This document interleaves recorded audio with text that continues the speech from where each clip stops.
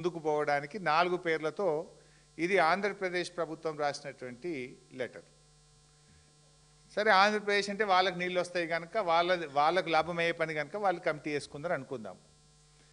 చంద్రబాబు నాయుడు గారు 15/12/2025 ఇదే నెలలో 15వ తారీఖు బాబు గారు కమిటీ చేసిండు. వీళ్ళిద్దరు అంతా కూడబదులుకొనే చేస్తారన్నట్టు. ఆయన 15వ తారీఖు రాస్తే వారంకి కరెక్ట్గా వారంకి 23వ తారీఖు రేవంత్ రెడ్డి రాసిండు. నేను కూడా కమిటీ చేస్తున్నా, మంచిగా నీళ్లు తీసుకుపోండి. ఎవరికి ఈ కమిటీ హెడ్ ఎవరికి ఇచ్చిండు అనుకున్నావు? చంద్రబాబు నాయుడు గారి శిష్యుడు, ఆయన దాసుడు ఆదిత్యనాథ్ దాస్ను చైర్మన్గా పెట్టి రేవంత్ రెడ్డి గారు కమిటీ చేసిండ్రు. అబ్బా, ఏం ప్రేమ, ఏం లవ్ వీళ్ళిద్దరిది. గురుదక్షిణలు చూడండి. ఇప్పుడు అసలు నువ్వు కమిటీ ఎట్లేస్తావు? అసలు నువ్వు నీళ్ళు గోదావరి బనకచెర్ల నీళ్లు తీసుకుపోవడానికి నువ్వు కమిటీని ఏ రకంగా ఒప్పుకుంటావు అని నేను అడుగుతా ఉన్నా. కమిటీ వేయడమే ఒక తప్పు అయితే ఆ కమిటీకి ఆదిత్యనాథ్ దాస్ను హెడ్గా పెడుతూ రేవంత్ రెడ్డి గారు చంద్రబాబు సూచించిన వ్యక్తితోనే ఇస్తాడు. ఈ కమిటీలో 7 నేషన్లు, ఇలా 3 ఆంధ్ర వాసన వాళ్ళే ఉన్నారు. 7లో 3 ప్రత్యక్షంగానో పరోక్షంగానో ఆంధ్రాతో అనుబంధం ఉన్న ఆత్మీయత ఉన్న వాళ్ళే 3 ఉన్నారు. ఇలా హెడ్ ఎవరు అంటే ఆంధ్రప్రదేశ్ చీఫ్ సెక్రటరీగా పనిచేసిన వ్యక్తి, ఆంధ్రప్రదేశ్కు జలవనరుల శాఖ కార్యదర్శిగా అత్యధిక కాలం పనిచేసినటువంటి వ్యక్తిని ఆదిత్యనాథ్ దాస్ను ఈరోజు కమిటీకి హెడ్గా పెడుతూ రేవంత్ రెడ్డి గారు కమిటీ వేసిండ్రు. దేనికోసం కమిటీ ఇది? గోదావరి బనకచెర్ల మీద పరిష్కారం కోసం కమిటీ అని చెప్పిండ్రు. ఇన్ఫ్యాక్ట్ మీరు రెండిట్లలో కూడా చూడండి రెఫరెన్స్. ఇక్కడ రెఫరెన్స్ చూస్తే రెఫరెన్స్ ఏముంటుందంటే ఇది ఆంధ్రప్రదేశ్ లెటరు.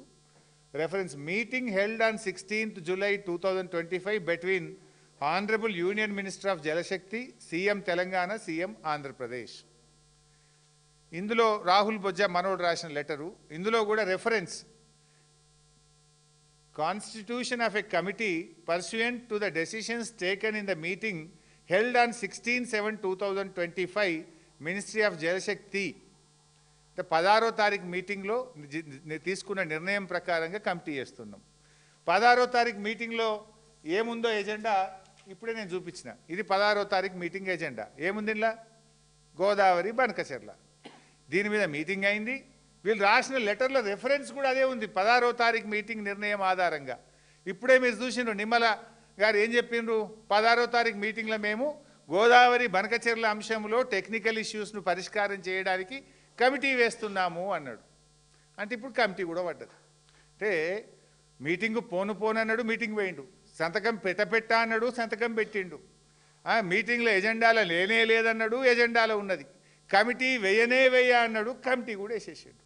ఆ కమిటీకి ఎవరు చేసిండు అంటే దొంగ చేతికి తాళం చేయిలు ఇచ్చినట్టు తెలంగాణ ద్రోహి, తెలంగాణకు వ్యతిరేకంగా రాయలసీమ లిఫ్ట్ ఇరిగేషన్ ప్రాజెక్టు కట్టిన వ్యక్తి, మన పాలమూరు మీద గ్రీన్ ట్రిబ్యునల్కు పోయి కోర్టులో పాలమూరు ఎత్తిపోతల పథకాన్ని ఆపినటువంటి వ్యక్తి, ఈవెన్ లాస్ట్కు గ్రీన్ ట్రిబ్యునల్ కూడా రాయలసీమ లిఫ్ట్ ఇరిగేషన్ మీద పనులు జరుగుతలేవని పనులు జరుగుతుంటే ఇదే ఆదిత్యనాథ్ దాస్ను జైల్లో పెట్టమని చెప్పి గ్రీన్ ట్రిబ్యునల్ హెచ్చరించింది.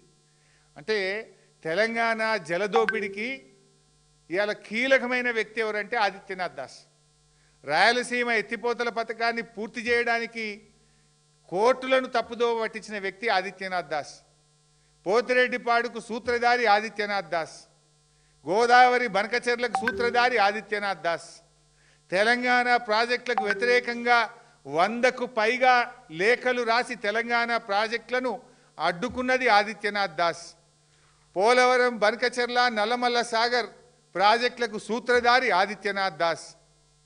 ఆ ఆదిత్యనాథ్ దాస్ను చంద్రబాబు నాయుడు గారు సూచిస్తే రేవంత్ రెడ్డి గారు రాష్ట్ర ప్రభుత్వ సలహాదారుడిగా నియమించుకున్నాడు. ఇవాళ చంద్రబాబు నాయుడు సూచిస్తే గోదావరి బనకచెర్ల ప్రాజెక్టులో ఆయనను కమిటీ చైర్మన్గా పెట్టి దొంగ చేతికి తాళాలు ఇచ్చిండు రేవంత్ రెడ్డి. ఎంత దుర్మార్గం ఇది! అంటే మీరు గోదావరి బనకచెర్లకు ఇవాళ జెండా ఊపుతూ తెలంగాణ గొంతు నలుపుతున్నారు. మీరు తెలంగాణ ద్రోహి రేవంత్ రెడ్డి, ఆనాడు ఉద్యమ ద్రోహి, ఇవాళ నీళ్ళ ద్రోహి రేవంత్ రెడ్డి అని చెప్పి నేను ఆరోపిస్తూ ఉన్నాను. ఇక తెలంగాణ ఉద్యమంలో నువ్వు జై తెలంగాణ అనలే, రాజీనామా చేయలే, తుపాకీ ఎక్కుబెట్టిన తెలంగాణ ద్రోహి రేవంత్ రెడ్డి ఇవాళ చంద్రబాబు దాసు అయిన ఆదిత్యనాథ్ దాసును రాష్ట్ర ప్రభుత్వ సలహాదారుడిగా పెట్టుకుంటావు. అంతేకాదు ఇవాళ గోదావరి నల్లమల్ల సాగర్ ప్రాజెక్టుకు అతన్ని అడ్వైజర్గా, అతన్ని చైర్మన్గా పెడుతూ కమిటీ వేసి ఇవాళ ఆంధ్రప్రదేశ్కు వత్తాసు బలికే ప్రయత్నం చేస్తున్నావు. Can we expect Adityanath Das తెలంగాణకు మేలు చేస్తాడా? ఆయన ఆంధ్రప్రదేశ్కు 10 ఏళ్ళు జలవనరుల శాఖ కార్యదర్శి, ఆంధ్రప్రదేశ్ చీఫ్ సెక్రటరీ, తెలంగాణ ప్రాజెక్టులకు వ్యతిరేకంగా 100 ఉత్తరాలు రాసిన వ్యక్తి, తెలంగాణ ప్రాజెక్టులను అడుగడుగున అడ్డుకున్న వ్యక్తి. అటువంటి వ్యక్తిని అసలు సలహాదారుడు పెట్టుడైంది. ఈ గోదావరి బనకచెర్ల కమిటీ వేసుడే తప్పు. ఆ కమిటీకి ఆదిత్యనాథ్ దాస్ను చైర్మన్గా పెట్టడం అంటేనే నువ్వు తెలంగాణ ద్రోహివి. బట్టబయలైపోయింది నీ దొంగతనం. అంటే ఇన్ని అబద్ధాలా? చెప్పు ఇప్పుడు రేవంత్ రెడ్డి, కమాన్ ప్రజలకు సమాధానం చెప్పు. నువ్వు ఇలా ఆంధ్ర ఏజెంట్ ఆదిత్యనాథ్ దాస్ను చైర్మన్గా పెడతావా నువ్వు? ఇది ద్రోహం కాదా? ఇది తెలంగాణ ప్రజలను దగా చేయడం కాదా?